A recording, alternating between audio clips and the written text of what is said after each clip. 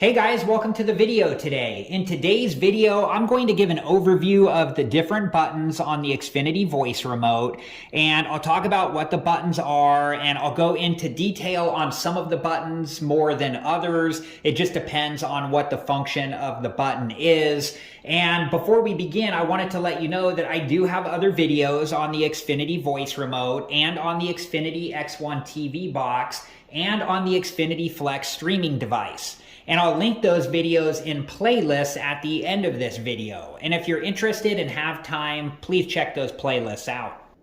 Okay, so the first buttons that I'm going to talk about are the TV input button, the power button, the volume plus button, the volume minus button, and the mute button. And these buttons will not work unless you've programmed the remote to your TV. And if you have a compatible TV, I do have a video showing how to do this that will be linked in one of the playlists at the end of this video. Okay, so the TV input button will change the inputs on your TV.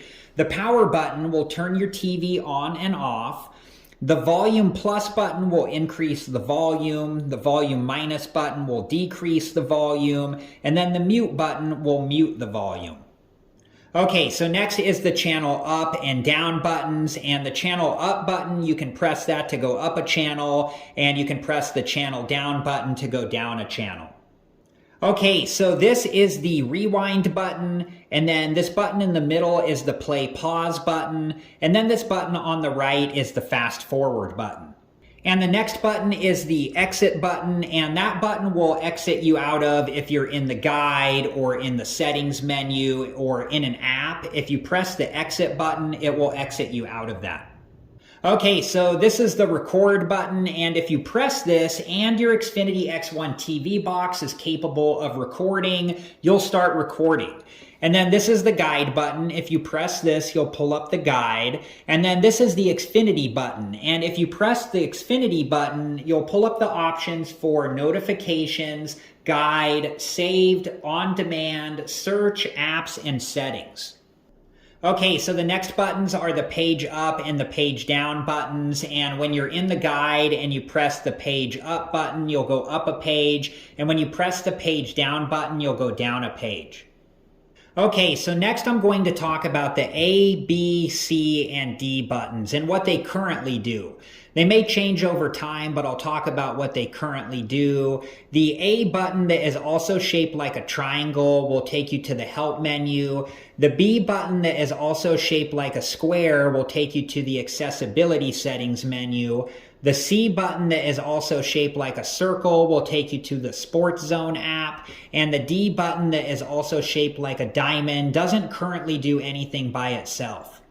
You can press the A and D button at the same time, and it will start the process to be able to pair this remote to an additional TV box. And I do plan to make a future video about that. And when I do, I'll link it in the playlists at the end of this video. Okay, so next are the directional arrows, and there is a up, a down, a left, and a right, and these will allow you to navigate in whatever menu you go into. And then there's a circle button in the middle that will allow you to select whatever's highlighted.